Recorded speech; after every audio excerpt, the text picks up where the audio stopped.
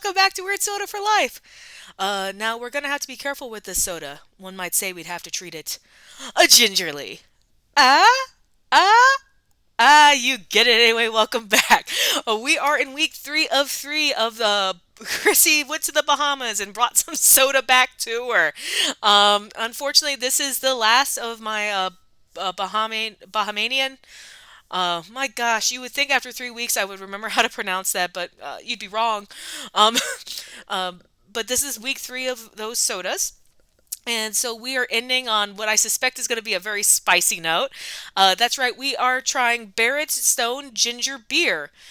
Um, Before you say beer, again, it's non-alcoholic, and if you recall from the Vernor's Black Cherry soda variant that we had my gosh, a couple years on the channel now. It's time flies when you're having fun.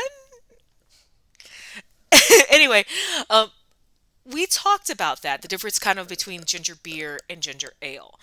Um, with essentially Cliff Notes version, ginger beer is often pre-U.S. prohibition, and ginger ale is prohibition and later.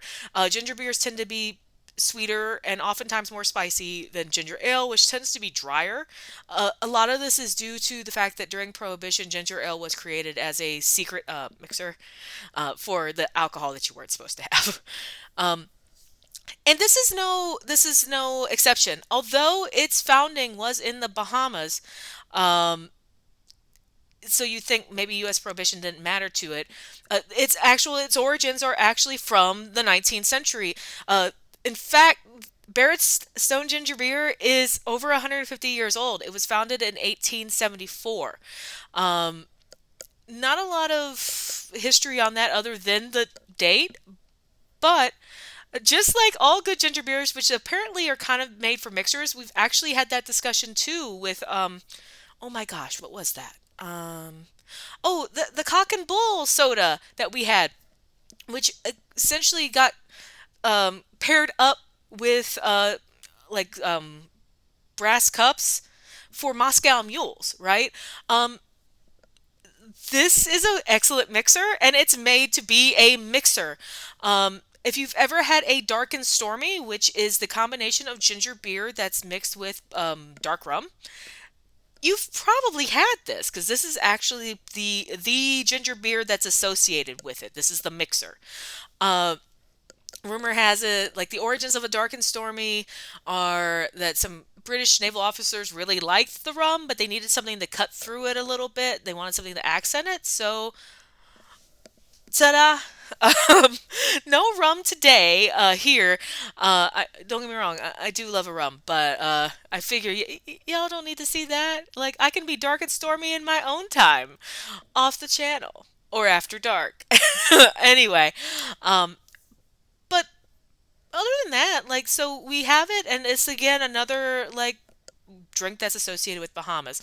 Now, I do have some hope that I can maybe get this in the States as opposed to the Goombay, like fruit champagne and the Goombay punch that we had earlier.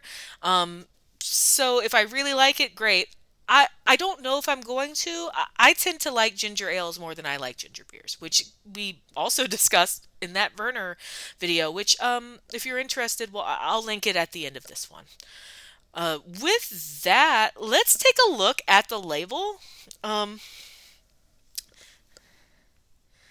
every time I kind of hold up stuff like this, I think to myself from that line from Chicken Run by, oh my gosh, one of the chickens, which escapes me. The chicken goes, "My life flashed before my eyes. It was really boring," and that's what I think about this label. I guess it's a brand. You get the point across. It's essentially telling you that it's here for business, not to gimmicks. Doesn't have that happy face. Doesn't have mysterious splotches that apparently are the Bahamas. It just kind of tells you what it is. Let's see. I'm trying to see if there's anything else, but other than that, not a lot to write home about. So let's see what we're getting ourselves into. Oh, I did want to note one more thing. You know, we've tried a lot of sodas on the channel, and we talk about like a lot of the ones from the 19th century that have their origins in being like health tonics and things like that. This is no exception. I do not understand the human fascination with something tastes good, so I should either stop drinking it or I should punish myself or pretend that it's medicinal. Like, just drink the dang ginger beer and have yourself a good time. I just don't understand that. But yes, this one's origins are also as a health tonic. And then, of course, the British mixed it with their rum. So, really negating the whole purpose of it. Like, so, cheerio? I don't know. What do the British say? I only know what the fox says. But anyway, so let's see what we've gotten ourselves into. Let me in. Okay.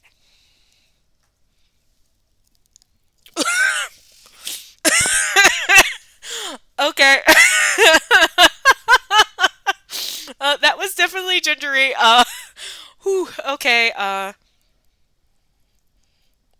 Yeah. Definitely gingery. Um, I don't have a lot more to say about that. But again, it does smell more like if you're smelling your sodas, it does smell more like a Verner's than it does a Canada Dry. Um, and because the bottle is green, I wasn't quite sure what the color was, so I figure we'll pour it in a glass. Will I regret this?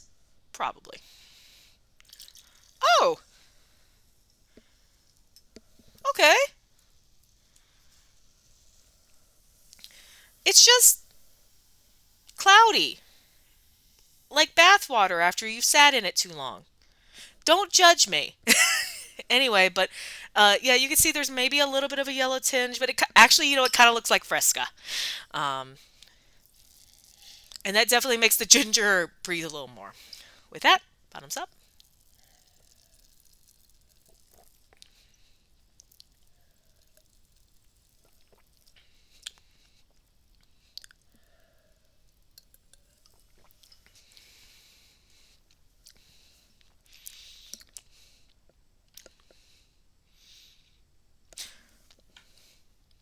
So what I'm gonna say is gonna be blasphemy to everybody here who lives in the mitten. I like that a lot better than I like Verner's. The ginger is spicy, like it hits your tongue right away, and then it kind of mellows out. There's a little hint of citrus underneath it, which, if we note with the Goombay punch and the fruit champagne, there was citrus throughout that too. And I wonder if that's just sort of a characteristic of a lot of the sodas from the Bahamas, is which makes sense considering where they are. Um, but yeah, that has a little bit of citrus underneath it, and it's sweet. But again, with the ginger cutting through it, it's not too sweet. Ironically enough, I haven't been showing you all the calories on all three of these, but they have a lot more sugar than our American sodas, or not sugar, but well, sugar, but calories is what I actually mean. Um, so it fascinates me too that like I mean it makes sense why they're so sweet, but with the ginger here, it really cuts through it very nicely. I'm hoping actually I can find this in the States. I would drink this again. Again, it is a little. Uh, I mean, the ginger does a whole lot to mitigate the sweetness, but it's a little still a little too sweet-ish. But over some ice, I think it would be perfect. I liked this a lot. I kind of want to go buy some dark rum and make a dark and stormy to see how that plays out. Um, so if you can find this, I would go get it. And I think unlike the other two we've had on the our great tour, you might have a better shot of actually getting this because it is used in mixers and cocktails. So, hey, good job. um, Next week we're back in the States. And in fact, we're back in Michigan.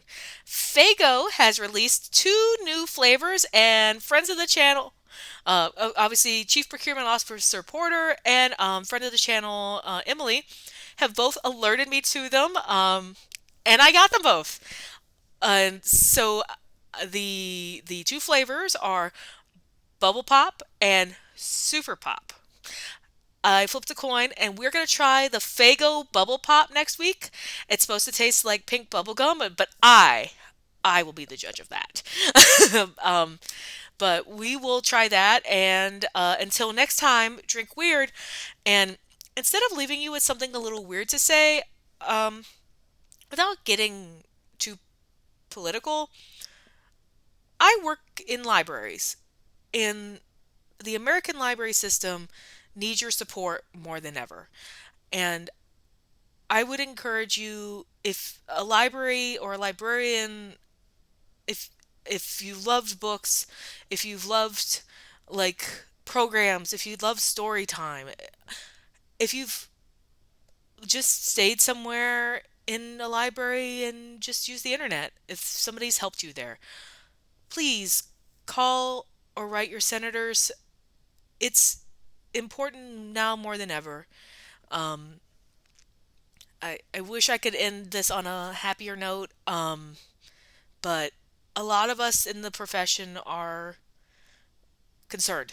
And uh, to be frank for myself, I'm a little scared. And I love serving my community and I love connecting them with the resources and the things they need and the things they want. And we need you now.